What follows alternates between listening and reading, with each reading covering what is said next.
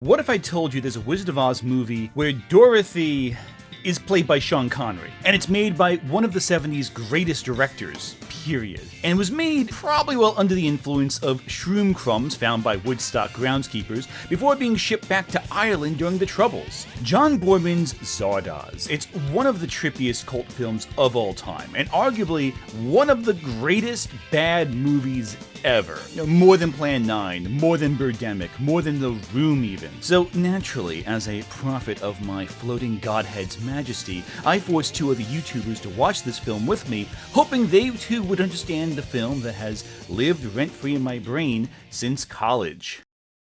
So would you mind introducing yourselves to those of you who don't know who you are? I'm Noah, also known as Crimes New Roman. I talk about video games and art and philosophy and a bunch of gay leftist shit, and try to teach gamers to be nicer people.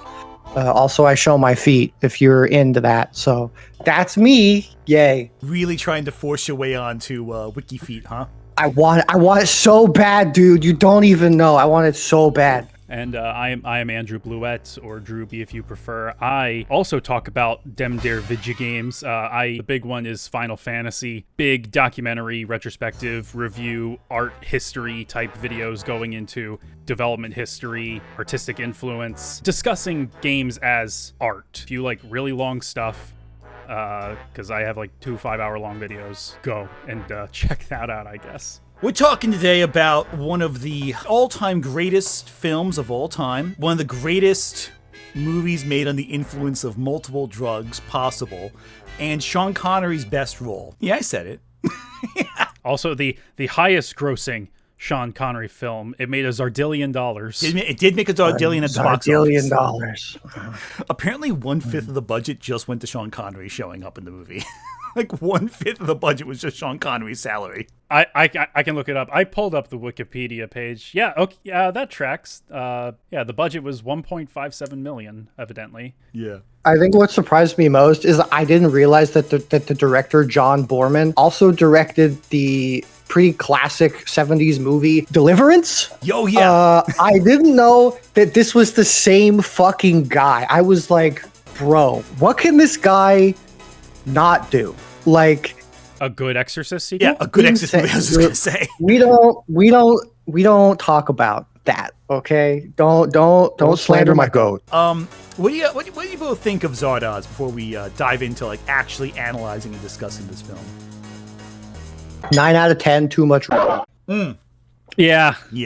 With this film, it's interesting because there's a whole trend in like 70s sci-fi. I'm not sure how familiar you are with like that genre. There's a lot of 60s and 70s, a lot of heavy sex revolution, sexual experience sci-fi shows, where it's like, or books. I think about Stranger in a Strange Land by Heinlein specifically. Yeah. So you both have read that? I am quite familiar with old science fiction. I talk about it a lot in some of my earlier videos on my channel. Yes, I'm familiar with Heinlein, and I don't like Heinlein. Yeah, no. But I know exactly what you are talking about. I'm only really familiar with Heinlein by proxy and secondhand analysis, and my impression is he's a very mercurial person at the best of times. Yeah, that's a good way of putting it, I think. And he's really annoying. Yeah, that's the other way of putting it. Probably the way I would reference it. What's very interesting though with this movie too. Well, I guess we should cut back to the movie and like kind of establish the scene before we dive into the themes of it. We start with the exterminators who worship a god named Zardoz. Well, the movie starts with an explanation as to who Arthur is and how he is Zardoz, like a fake god. And I can't help but feel they put that in there because I'm sure audiences couldn't figure out what was going on at the time when the film debuted. Because they basically explained right there, he's a fake god. He's like a trickster, essentially, like a stage magician. And all the tricks he's pulling are basically creating the illusion of there being a god to control the ignorant masses. And you have two groups initially. You have the exterminators and the brutals. Or is it brutalists or brutals? The brutals are the exterminators. There were two separate groups. Like the brutals were just the normal people wandering, and the exterminators were like the cult of Zardoz that went in cold and killed in his name. They are brutals become exterminators. So all exterminators are brutals. Not all brutals are exterminators. That makes sense too. How many times I see this, I still have trouble following like the division between groups. One thing you notice immediately is that the world really is not developed well. they give you enough to understand that it is rigidly segmented, different vortexes. Those who are not brutals and exterminators, they are evolved. Eternals, I think they were offhandedly called. Which, they look the same. It's just that they don't age. They are beyond death, as it were. They are in their own vortex, away from everything else. Kind of almost a sort of a Laputa sort of situation. Gulliver's Travels, in a sense. I think for me, what took me like a minute to like accept, and I didn't really accept it until the end, like trying to make sense of like, oh, there's the like battle between the brutals and the Eternals, and then there's like the subgroups within the Eternals, and then there's like the characters with like Zed and Consuela, who's the whitest looking woman ever. like all of these things is like there are no characters in this movie. Like, everything is a metaphor. Every single thing is metaphoric. If you're looking for sense and consistency and coherent themes and a constant through line, you will not find it. And I think it's emphasized, to skip ahead to the ending, when it just completely devolves into pure metaphor, and then they literally fade into like a fucking tree. Like it is you can't think about this like a constant stream of thought movie. You just have to be like, fuck yeah. I was not on anything. I was watching this movie completely raw. Well, that's your mistake then. I mean, no, I got it. I didn't have any issue understanding it. It's just that it's a lot to break down. I was on an edible, and I'm gonna be honest, like I kind of like was too busy focusing on why the guy's head at the beginning was like doing the DVD like bouncing thing and figuring out if his facial hair was literally just a fucking pen that had like drawn on rather than actual facial hair. I was like, did they draw it's all drawn on facial hair on him? Like did they not have the technology or the budget to do it? Like I that was fascinating. Well, you notice that the thing with the beard is the way the beard is drawn. The shape it looks like does not look like beard hair. It looks more like a woman's organ. It looked like a pussy, straight up. Oh god! Sex symbolism in Zardos? No. Something to do that's very interesting, and it's not entirely my idea. I've seen other people talk about this before, so I'm not going to pretend I can't thought of it myself. The men, the Eternals men versus the Exterminator men. They're twinks. Yeah, it's twinks versus hunks, basically. The whole. It's like you go for the gay, effeminate man who like can't get an erection, has lost the ability to be hard, or the men who are like virile and violent and apparently commit lots of sexual assault casually in the name of Zardoz. I couldn't help but think of David Lynch's Dune, his adaptation of Dune, where they open up with the Princess Irulan detailing the basic lore of Dune, because if they didn't have someone there to explain a couple background rules, they just couldn't exposit it properly. The difference with David Lynch's Dune and Zardoz, though, is that even without that introduction, you can still pick up on what's going on. Zardoz is just its own, and again, the DVD bouncing head explaining it, and then they cut to the best scene in the movie. The greatest, the greatest line delivered in all of cinema. 100% easy. The gun is good. The gun is good. The penis is evil. And that whole sequence, though, it's like you're going in. Okay, you have all these people wearing these masks that look like Zardoz's face. And by the way, where do they get these masks? Who's making these masks? They look like they're getting ready to go to a BDSM club. Yeah. Oh, everyone's dressed like they're in a gay club. All of love the fits. Absolutely love the fits. 100%. Oh, Sean Connery is in that for the entire movie until he dresses in drag. But beyond that, he's in that like that weird red onesie with the. But the bandolier. Oh yeah, it's great. It's fantastic. We get the Zardoz, the head's coming down. It's actually a pretty decent looking effect. Like it's a cheap effect, but it's a good one. It is the Wizard of Oz, man behind the curtain kind of. When they pulled back on that and showed that that's where the name Zardoz came from, my jaw fucking dropped. It hit the floor. I was like, it was so fucking obvious. How did I miss that? Oh, it's so... they tell you from the beginning, he's a wizard. He's a fake wizard. It's the Wizard of Oz. But it's one of those things where, like, in hindsight, like, oh, of course that's what it is. Again, the movie's steeped in metaphor. Get is Zardoz speaking to his subjects and giving like a speech on the mount kind of thing going on. And he says, the gun is good and the penis is evil. Yeah! Which is really funny when you realize the guy saying that can't get erect. He sees it as a useless vestigial organ. Why would he care about his penis? He's not using it. Exactly. I loved the scene where they gave like Zed the boner test to try to like figure out how to give him a boner, and they just start showing like wet showering titties and mud wrestling. I'm wondering like if they physically projected it on like a screen and filmed it, or if they tried doing something in post-production to put that image there, because none of them react. Like you'd think even like Sean Connery might like inadvertently react to the footage, but like they're all like extremely placid face, very analytical, like, fascinating, this mud wrestling isn't eliciting a reaction. Oh wait, me standing in front of him is eliciting a reaction.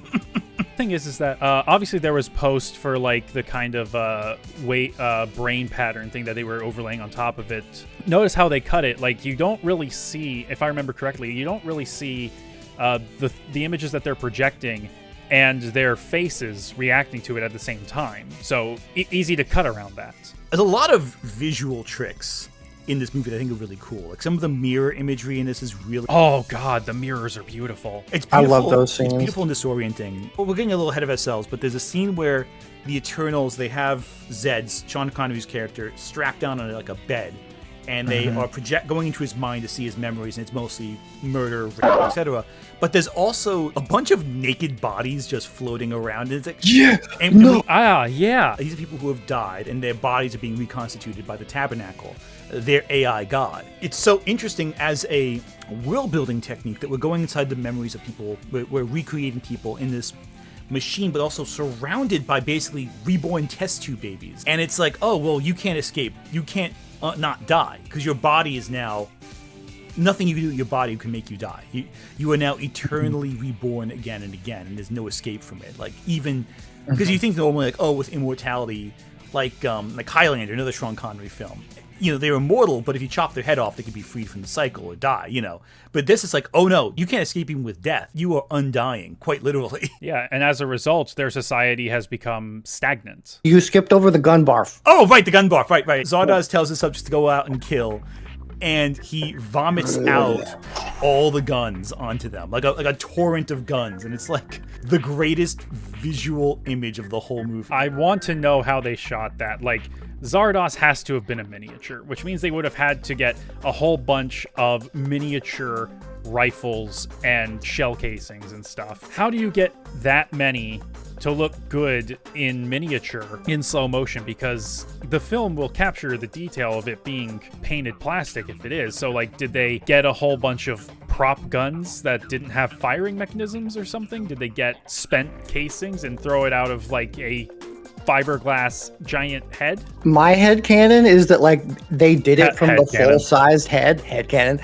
Like there was just a bunch of people in there just like throwing guns and ammunition like at one time, just literally shotgunning it out. Haha. I think you're right. It looked super like real and authentic. Like everything looked like full-size guns and ammo. But if it is minis, that'd be very impressive. That's Get the corridor crew on this. Yeah, exactly. Yeah. You can tell a lot of the effects are low budget. Like it's a lot of mirrors, it's a lot of forced perspective, a lot of bubbles, a lot of plastic bubbles. The force fields. Holy fuck, dude. Oh, God. When there was that scene where they were like, oh, the force field's indestructible. He can't get it. They just punches through the fucking plastic bag. I was losing my mind. That was like one of the best scenes in the movie. The guy got a lot of suspension. Honestly, looking at someone being pressed down with a plastic bag, there is a physicality to that that's like distressing. Like even though you know it's so fake, there is a part of me that's like, oh, I know what I can imagine what it's like to suffocate on a plastic bag. There's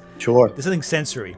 But it's also a thin plastic bag and Sean Connery not punching through it in seconds. You gotta suspend your disbelief, but there's also like a physical element to it that's interesting. Sean Connery kills God by shooting him in the back, even though he's kind of like, I could have brought you there myself if you just waited 5 seconds. And then we see Zardoz drift out the window of his mouth, and then they crash down in the Eternals vortex, basically. And there's one thing I want to bring up too that's interesting. There isn't a lot of music in the movie, but there is one song that plays throughout the entire film, and that's Beethoven's Seventh Symphony. The same part of the symphony too plays repeatedly throughout the entire movie. I think there's something interesting about the classical history of music being juxtaposed with the stupidest shit we've ever seen in real life. But they go to the Eternals place, and how would you describe the Eternals? First look we properly get, like, as Zed is down there, he's like exploring the farm and the house. Like, it's very quaint.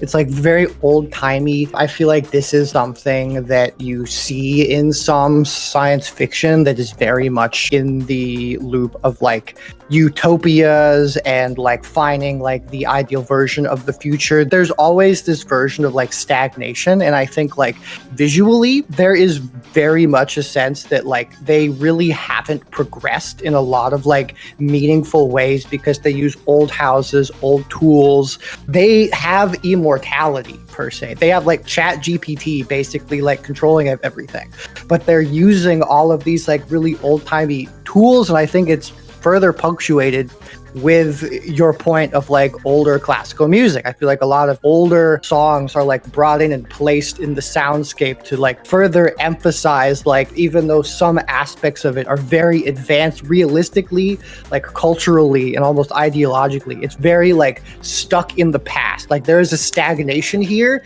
that even though these people are immortal and eternal, they cannot push past in some interesting paradox. Yeah, agreed. And they have the statues of the old gods in the basement. They have very minimal technology beyond ChatGPT, their god.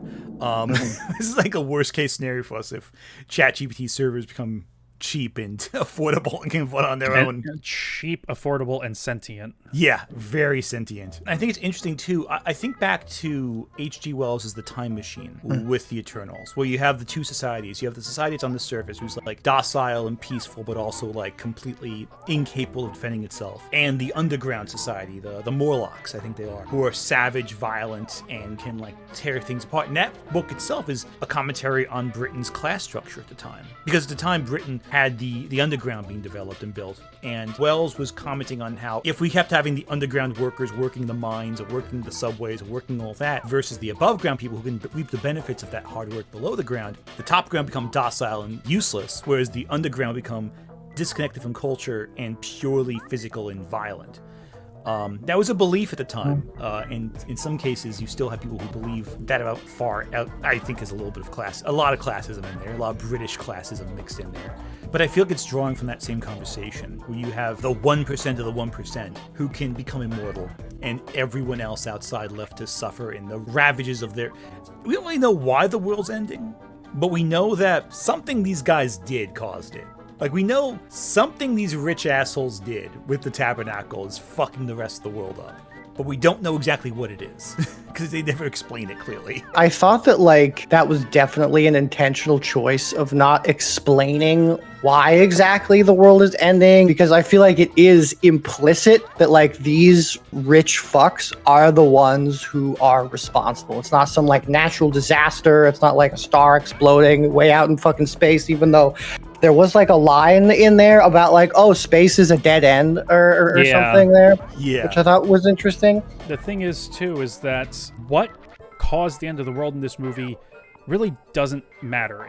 What matters is that the world did end and that the higher echelons of society have decided to encase themselves and separate themselves from those who they view as lesser. They found the secret to immortality. They cheat death. So now it's like, okay, we conquered the great equalizer. So now we are better.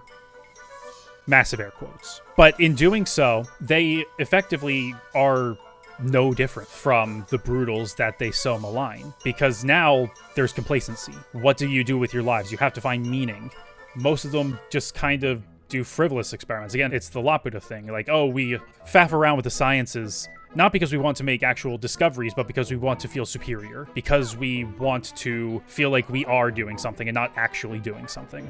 And anyone who goes against that status quo that they've established for themselves Look at Friend. Anyone who doesn't conform, they're exiled. They are aged. That's their punishment. They can be aged to death, but they'll come back. So it's like, hey, we can play this game forever. Are you gonna stick with us? But then they go into exile. They're cast out. They're considered animals, not even livestock, just animals. I think the punishment of senility is such an interesting one for an immortal. Senility isn't the same as death. Like, death is an end. Senility is like a state of the twilight. Yeah, It's like a prison. yeah, complete confusion Yeah. that's consistent. Yeah, because you see later the person who led the charge on finding that secret to immortality is bedridden. They are a prisoner of their own flesh. They can't move, presumably just because their body is that decrepit. They cannot help themselves. They and the rest of the exiles rely on the tabernacle to feed them, which, and even then, the Eternals in the tabernacle rely on the Brutals to grow crops for them. So even though they say they're above them, they still need them.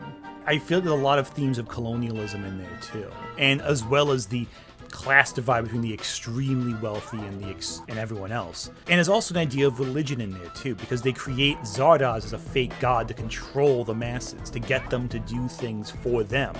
And there's a lot of themes in this movie that when you break it down, there's a lot going on here. A lot of really intelligent thought presented in a movie where they bombed out guns all over a bunch of people, which it's a choice, I think. And the thing is that stoking the flames of violence amongst the Brutals by creating the exterminators, basically, you're pitting the Brutals against each other, so that way it's less likely they'll become aware of the people exploiting them, further feeding into the themes of classism that are just rank throughout this film.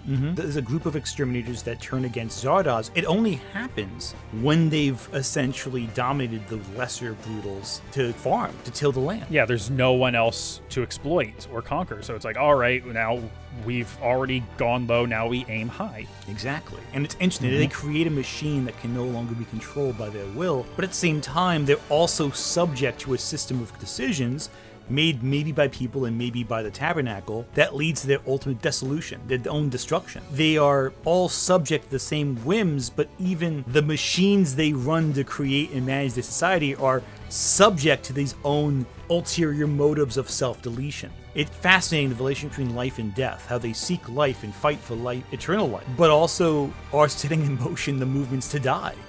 And it's a fascinating little conundrum, but it's not without its really strange 70s exclusive bigotries that come up very quickly and are very apparent throughout the whole film, because the whole thing with Sean Connery is he's a mutant who's been eugenicked, essentially selectively bred to destroy the tabernacle. And what makes that more concerning is that all the men are the twinkiest twinks to ever twink versus Sean Connery, who is the beefiest man to ever beef. More of a bear. More of a bear. Well, maybe not. I wouldn't say a bear. I'd say, because a bear is more like heavy set, but he's hairy. He is so hairy. He's hairier than my Assyrian uncle. What's really interesting, I thought, was obviously this is the 70s, so we're post the second wave feminism. I can't help but feel this film is in conversation with the fears certain people had in the response to that, like the backlash to those counterculture movements, because we have a society where men and women are totally equal, and all the women are very cold, and all the men are twinks. And I can't help but feel that's a little bit of some 70s sexism and homophobia mixed into the mix with this. It's an uncomfortable element to it, because the movie is otherwise a lot of fun, but there's so much sexual assault, and manly men are all assaulting people at random for their god, and all the twinks can't get erect. You're kind of wondering, am I reading too much into this? Is this just like a dumb decision they made to get seats in the theater? Oh, we have sex in the movie? Or is this like a deliberate commentary that's just uncomfortable to deal with? That's the question. Yeah, like it seemed like every opportunity that they had to like get a titty on screen, like they took it. Like no matter what was happening, like someone's like shirt was gonna like fucking like there's my fucking nipples out. There was I think some level of intention to what John Borman was like trying to make in his like setting up of things, analyzing like probably class and gender constructs. Obviously there's like a lot of those fears of post second wave feminism you talked about is like the third wave comes in. Like at first with like all of the like Twinkie guys and everybody in like scantily clad outfits, and at first before they like, you know, really revealed like we don't know how boners and sex work. I was like, is Friend trying to fuck Zed? Like at first, like I took more of like a liberal, almost like radical feminist type read of this on like a very surface level. I was like, wait a minute, I know. And then like immediately he like goes to like grab someone's titty and fuck someone. I was like, okay, never mind. There was something very interesting I noticed in that scene, is that when he's not sure what's going on because they're all apathetic, he grabs her breast because he's just not sure what's going on, and Friend just says, yeah, you can have her. He immediately goes to have her. But once he realized that, unlike his previous conquests, she's not reacting, there's no fight, he stops. He's confused, like as though he's conditioned to only interact if there is interaction. Now, of course, is still good, but it's interesting to see that Zed react like that to that situation where it's like, yeah, you can use this woman. She's not going to fight back. You can get your rocks off. But he doesn't. That absolutely plays into like the fact isn't because someone's horny, it's because there is an element of power that they want to express upon this person in a violent, vulnerable way. And I think like that moment, as weird and awkward as it is, to your point, is him realizing that it isn't like the sex that he wants from this interaction, it's the domineering, it's the power that he wants. I think like we slowly see him like become more cognizant of that over the course of the movie, which is quite interesting. There's a great line, and I'm paraphrasing basically, where they talk about the hunt is better than the kill. And I feel like that is an entire theme in this movie, because the pursuit of life and technology and immortality, that drives society, but now the Eternals have that. And they're seeing that having that technology makes them more miserable. And that scene with Sean Connery, with Zed, when he has her, he can have it, but there's no pursuit. There's no hunt. And of course, there is the element of the real-life politics of sexual assault, which is horrendous. But there's also the idea that you sacrifice something by having it easy, you know? And I think that plays into the entire theme of the Eternals and their struggle as well. Yeah, because they have it easy. Yeah, they have it easy. There's no hunt. There's no pursuit. There's no struggle. I was thinking a lot about like AI psychosis for watching this movie, for that same way, where it's like people who are going crazy that they have AI that's telling them what they think they want to see. You know, it's reflecting their own wants back at them, like a crystal or a mirror of some kind. You know, hypothetically speaking, it drives you nuts because you're just getting yourself reflected right back at you. You're not really seeing an answer like you would with a normal human contact or interaction. You're seeing the machine tell you what you want to see. I was thinking of that when watching this movie as well, with a lot of these moments where the characters who are most miserable are just getting exactly what they want, but they realize that there's no satisfaction in it. There's no pursuit. There's no accomplishment. It's just there now. And then of course, every woman wants to throw themselves at Sean Connery. Yes. I loved at the end what wakes up the apathetics is like his sweat or like his spit or something. And then they all just start like licking him and like making out and like passing his sweat around. Yeah, what springs them to life. You can read it as adrenaline. You can read it as fear. You can read it as proof of living springs them to live. And what do they do when they're finally able to live? They fuck. They procreate. Massive orgy. I do find it funny when the guys are licking Sean Connery's sweat too, because it's like, oh, so I guess Sean Connery's just so attractive, everyone wants him all at the same time. And then Sean Connery dresses in drag.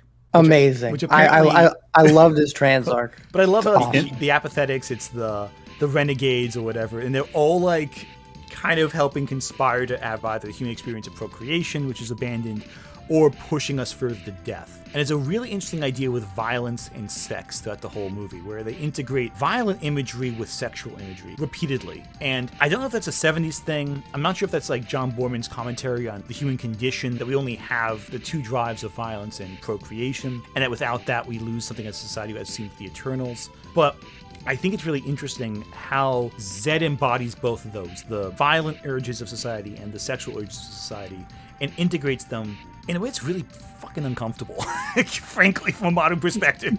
Another movie that I thought of as I was watching this was The Crow. I first thought of The Crow in the like same comparison of like, this is a great movie. I just wish there wasn't so much like in it. But also I think like, again, the continual blending of like this very like sexual charged imagery throughout the entire movie on top of this layer of like breaking like oppression and like being stuck in a cycle and violence and revenge. Even though The Crow was made like 20 years after this movie, like I felt a lot of those like similar things. And to go back to what you were saying earlier about like just kind of everybody at the top being kind of bored. Like the apathetics are kind of like the pinnacle of that state that they live in, where they just completely mentally shut down and give up. I feel like that's like a very common theme that we see, like kind of both in a lot of like dystopian, utopian science fiction or fiction in general, where like there's always this fictional class, and then at the top, like they're always like miserable or bored in their palaces, and then like something completely disrupts and blows that up, because ultimately nothing is perfect. Like there's no such thing as like a perfect ideal life, and if everything is same and consistent, then it's boring. That's why I think like to a degree they didn't necessarily want or have eternal life, because I think life still implies some sense of like change and growth, whereas like they don't age unless it's a punishment. There are no new people ever. It's the same batch of people. There are only people who can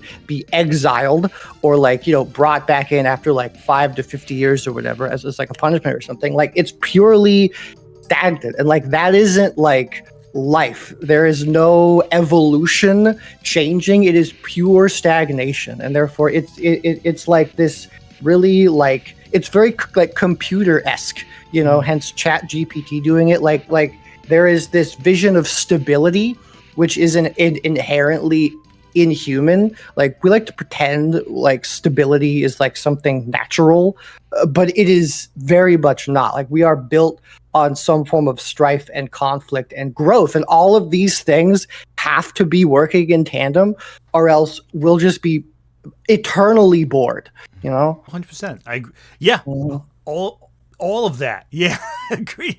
Even the tabernacle doesn't seem to be giving them entertainment. Like there's no arts, there's arts that other people have made, but they're not making anything. And the arts that they do have, it's all stowed away. They're not displaying them. They're not talking about them. They're not referencing them. They're just basically relics. They're all in the tower. Yeah, well, it's like some asshole who has a bookshelf that he just puts up and says, here's all the books I've read, and just has them presented all the time. Yeah, like, you know, we all have something like that. For example, I'm not like a video game collector. I have what some people like to call a curated collection. I'll go to my local shop and I'll pick up like 1 or 2 games that I don't know if I'm gonna play them, at least not all the way through, but they're of like historical interest. I've got Grand Theft Auto 3 and Vice City on my shelf, whereas, you know, the arts that are in the basement down there, that's just clutter. They're not caring about that. You ever read Foundation by Isaac Asimov? Yeah. The idea of Foundation is they create, you know, 2 separate centers across the galaxy to preserve human society, because the empire of humanity is collapsing. And they have these 2 points across the galaxy to preserve human culture so that when the Dark Age ends, they can come back and restore civilization. It feels as though the vortexes are like that. They're preserving the history of mankind to come back into play when humanity comes back from its Dark Age. But again, like in Foundation, the history itself seems like a collected item. It doesn't feel like it's there relevantly. It's not relevant to their needs. They don't use it. They don't experience it. They don't create anything new. This conversation about if society were to end, who'd preserve our history? And as the movie kind of ends, it has a good point. does it really matter if you preserve it? What's the value of preserving a history for a world that's no longer alive? Yeah, like I feel like so much of the time history is used as like Justification or precedence. yeah, like a justification. Like seeing the fact that essentially like so many of the art pieces in the basement were these like Greco-Roman statues. I literally could not miss the connection of how so much of like when the Nazis were in power in Germany, so much of the art that they invoked of that time was old Greco-Roman art that was meant to not as art and a vision of inspiration for the future, but to call upon a past that they wanted to recreate as like a moral foundation, not as like this vision for making a new future, but bringing things back to the past where they think it should be. And I think that the fact that all of the art there alongside the place where they lived, you know, with these like old buildings, old machines, old tools outside of the singular like techno hub that like the tabernacle and stuff were in, it's very much about like making this like idealized society based off of the past. They just almost like don't want to admit that they're relying on the tools of the present and almost the future to like make that reality happen or attempt. It's one big like paradox that they can't come to terms with until the very end when it all explodes and they all die in an orgy and then they turn into a tree. Yeah, basically. They'll get shot, they'll drop dead in a cave. It's great. I love it. I mean, death is their freedom. Death is their freedom, because what's the freedom from an eternal life of stagnation, change of some variety, some difference? I also kind of wonder, it's a society where everyone is equal, but we also have a lot of Greco-Roman pseudo-fascist imagery. The 1% of the 1% is in charge of everything, ruling the world from the shadows. I couldn't even tell what government they were specifically criticizing in this movie, because it's like, is this capitalism? Is this communism? Is this fascism? Does it even matter to a point? You know, I would argue that if you had to pin one, I would say probably communism, but I don't think it really matters because there is no clear power structure. The only thing you can point to is that they're effectively on a level playing field. When they see that friend is starting to kind of go against the grain, they all commune as one to come to the decision to exile him. And cancel culture society. Exactly. It's not criticizing a specific idea of governance. It is criticizing a uniting ideology that creates no divisions, allows for no deviations. You are with the in-group, or you are not. If you're in, you have to conform. If you don't conform, fuck you. You're gone.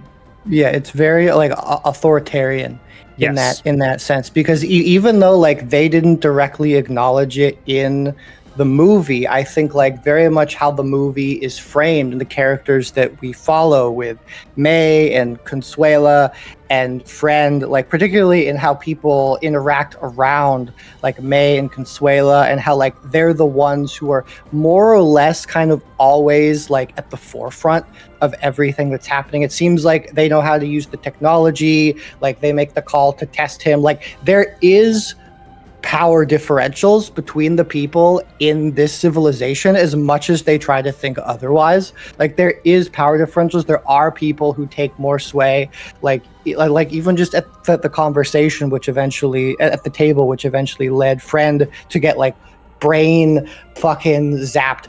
It was basically like between May and Consuela, like kind of arguing and trying to like persuade everybody else around them to like take one side or not on like what to do with Zed or with Friend or whatever. So like, yeah, like there is no like specific like ideology or like rule of governance that is being considered. It's like very much making a point that like there is no such thing as like true equality, and really just taking that to the extreme. Because like power differential, in my opinion, isn't like inherently bad as long as it's like responsibly done. Like certain people know and understand different things within the society and should have the level of like power and expertise to be able to express that without delegate tasks. Yeah. Exactly. That's how society functions. Is people have things that they like and know how to do or want to do, and you can work around that. But trying to pretend that everyone is equal and the same, it will completely fall apart, and factions will absolutely form unless you explicitly acknowledge it at the beginning.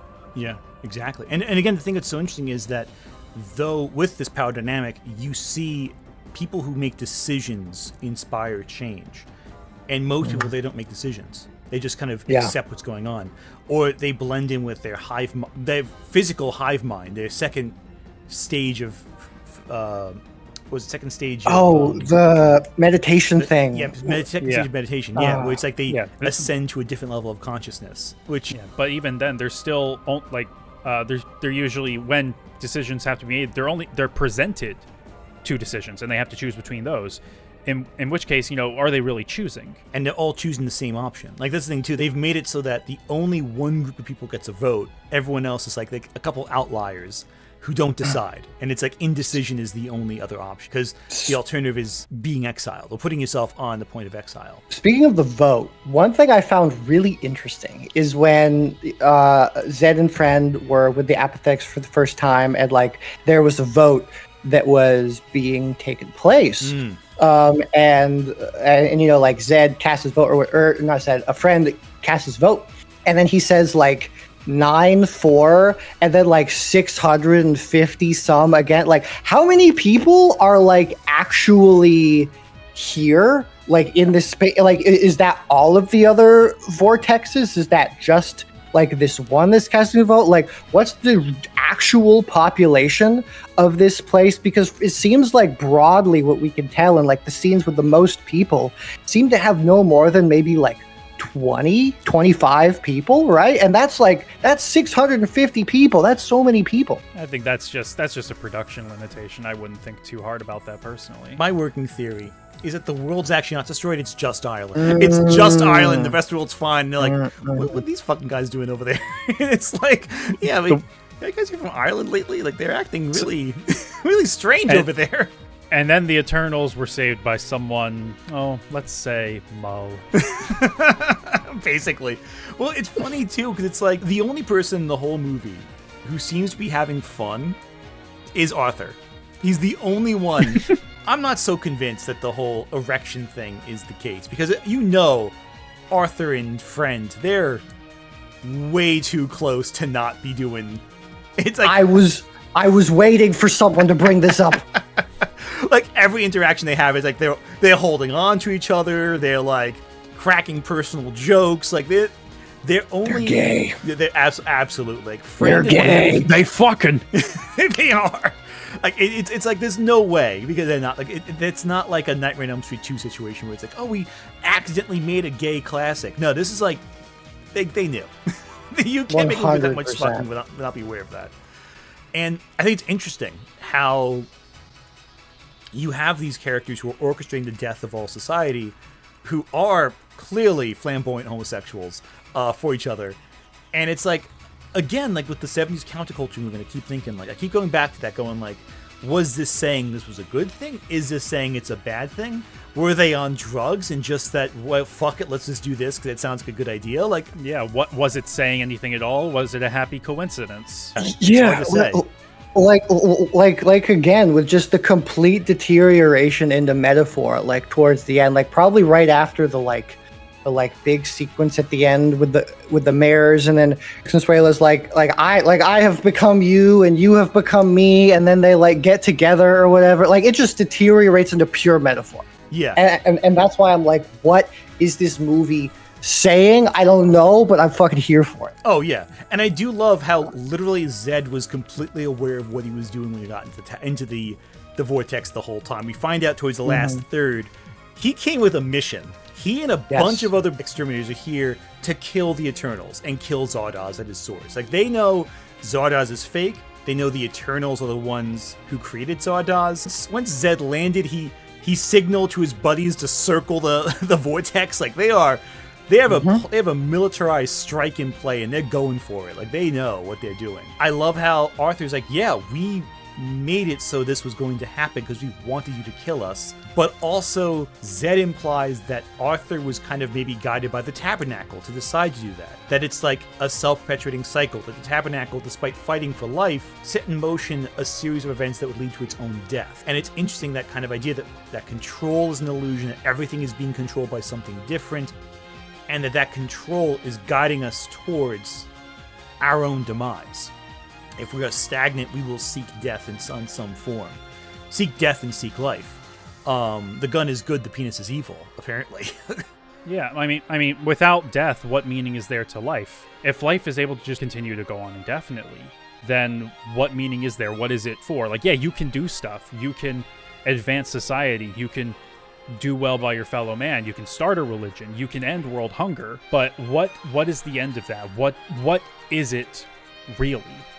Your death does define us. It is the great equalizer, like I said. So when you become stagnant because of a lack of death, because like, oh, there's always time. There's only time. When there is no time left, what has there been, really? It's impermanence that gives everything its value. Like it doesn't matter. Like it could be a tasty meal, it could be making a video, it could be going to a museum, it could be going on a date, it could be us doing this right now. It is the temporary blip in our lives that this event has come to happen.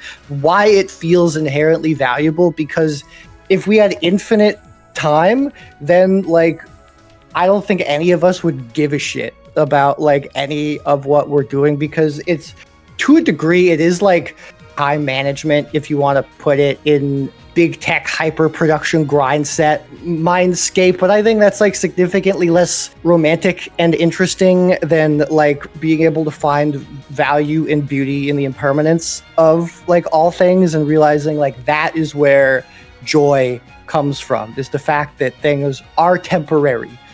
Like that is why we find things beautiful, because they are not permanent. And I think it's kind of beautiful how the film does end with the cycle of life presented. You know, see them go to a cave after all this death and just, I guess, live in the cave for the rest of their life.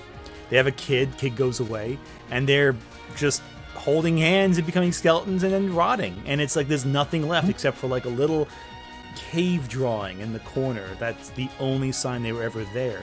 And you think back to, you know, they say with society, like the first civilization was Sumeria, but like there's evidence of potentially some settlements or some small groups that predate Sumer. And there's, of course, cave drawings in the middle of, throughout Europe.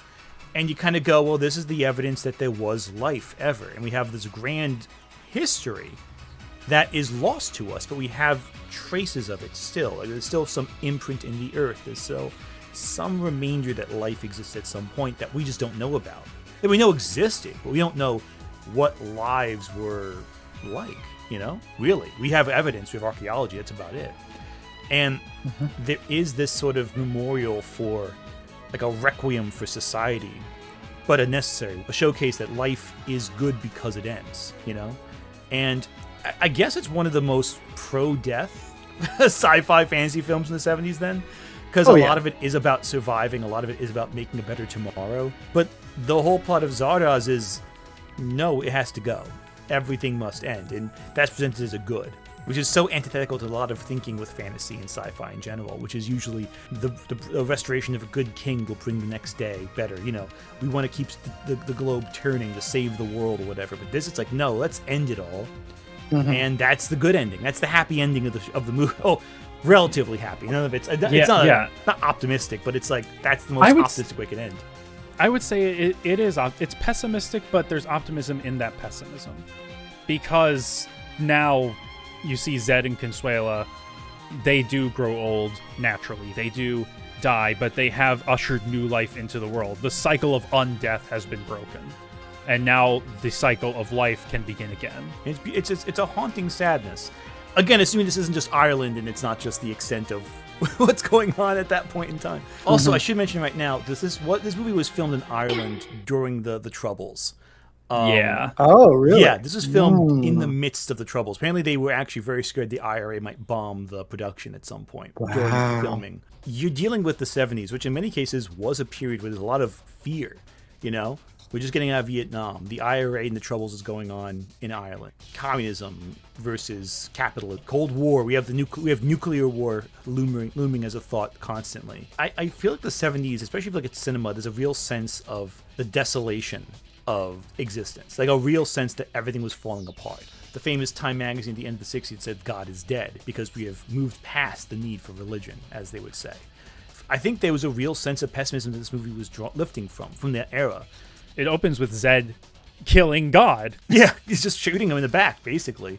And arguing that God's an illusion, that God's a system of control made to control us. There's, I think, a lot of elements here that I think lift from that period of paranoia. I just think it's very interesting because I don't think it gives a definitive answer as to what the best solution is beyond that we must one day die. That stagnation is dangerous, that our own technology is dangerous if we let it rule us as opposed to us living in sync with it, that will bring about our own end. It's a movie that draws deeply, I think, from the cynicism of the era. In a way that maybe seems weird because in the 80s it was the complete opposite. It was all like, you know, humanity can do whatever it wants. Oh yeah, Reagan and all that. Yeah, which is its own thing. I think this movie kind of falls in with me the same way I see John Waters' Pink Flamingos. They're two very counterculture films dealing with very different ideas, and they both embrace a concept that mainstream society would reject. In Pink Flamingos, it's that filth is a good thing, that your darkest desires are actually a positive. And in this film, it's the idea that death is ultimately a positive. And again, not a one-to-one, they're very different films, but there is that sense that these things that we see as dangerous are actually the greatest boons to us in our society that we can ever have. Yeah, I find it extremely funny that so it feels like a lot of the solutions, like the actual solutions in this movie, are literally just shooting something. Yeah, like he shoots the mirror in the room. He shoots a bunch of guys. A bunch of guys get shot at the end. Like the actual gun is seen as a valid solution to problems in this movie, which I think is fascinating. And I think like. I think that's for sure intentional in this like extremist metaphorical way. And I think like it absolutely comes back to, from like my knowledge of science fiction and the time, is like communication, you know, like, because that's such a massive theme in so much science fiction, like particularly in the 70s, like, I don't know if you've read Solaris by Stanislaw Lem, one of my favorite books of all time. He's Polish. This was written during the Cold War. Like, obviously, like, no one's talking to each other. Everything's about fighting. So many classic science fiction books have that same theme of communication. Like the Forever War is another good one where they just needed to talk to each other and then they stopped fighting. And I can't not again see the like all of the violence in this movie as a result of an inability for people to communicate with each other. The Eternals did not want to communicate with the Brutals. They thought everything was fine having them go off. The Brutals, to an extent, were communicating with each other, but only to a certain degree to like meet an end, which was to kill the Eternals. And then they'd probably go back to fighting each other. People inside the Eternals were not communicating with each other at all. And so much of what happens at the end that leads to Zed and Consuela getting together and running away and having kid is like the knowledge sharing and them finally talking to each other and like realizing what they need. And I think like that line of communication is absolutely a through line. It's just shown in the most fucking ridiculous possible way this movie could do. Basically, all problems stem from is a lack of real communication. And with all of the geopolitical problems in the 70s particularly, I think that has to be like arguably for me the big like metaphor, the big thread across the entire thing is communication being completely destroyed, which led to these two factions completely obliterating. Zardoz was a form of like distorted communication to these people. And instead of like Arthur, you know, like he could just reach out and be like,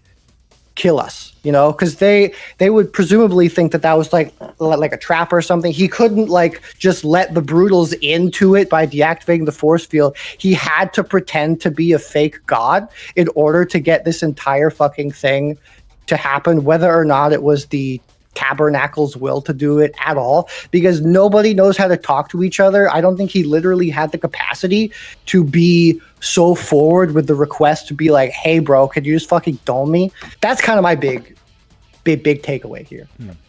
Exactly. No, I'm with you on that one. Yeah, it's interesting because like I hadn't really picked up on communication as being this overarching idea that kept cropping up. It was, for me, it was always the angle of life and death. It's a surprisingly nihilistic film in the best way. It's an optimistic nihilism, I think. This movie is layered. It's on drugs. He was on so many drugs making this movie. He doesn't remember writing parts of the script. I can believe that. It deserves multiple viewings so that because once you know where it's going, you can pick up on more of what it's doing. And I had the same thought with Final Fantasy VIII, but you can go watch that video if you want that whole thing. It actually does touch on communication as a major theme. Yeah, and again, like that's my personal interpretation from all like the shit ton of old science fiction I've read and my historical knowledge. Like for me, communication is such like a massive thread throughout that era in the fiction of that time, and the fact that, you know, this is made during that time, like I just couldn't not see those parallels. Again, with sci-fi in general from that era, a lot of it does deal with that forward-thinking concept driven sci-fi, not really character-driven sci-fi. You know, the idea that drives everything else in narrative. Anyway, I feel like we're all circling the drain at this point. I think we've gotten everything we could say about this movie said. Yeah, but yeah, you're right about that. Like, yeah, there are characters here, and there's like there's some interest in them, but they're all vehicles for ideas, metaphor, and themes. You know, you're not going to come here to find richness in character and performance. You're coming here to get your brain tickled. You're coming to watch Zardos because you're morbidly curious about a strange relic of the 70s, and or you want to like start learning to decode metaphor. And like it's a dense film, but you could do a lot worse for early attempts at learning how to read into themes. And it's funny too, because this movie got like lambasted heavily when it came out. Like people, I can believe that. Oh, people hated this movie. There was some rage behind it. Like, it's wild. But yeah, no, it is a relic of its time, you know, and I think it's something that has in some ways aged worse and better than other films of its era as well, because there's some elements that feel unique and other elements that feel anchored to when it came out, which I think is very fascinating. Yeah, it resonates with the classism and society that's being basically enslaved to an artificial intelligence. Yeah. You're right. In some ways, this movie has not aged a day. In other ways, it's aged more than 50 years, which, hey, it's over 50 years old. Who'da thunk it?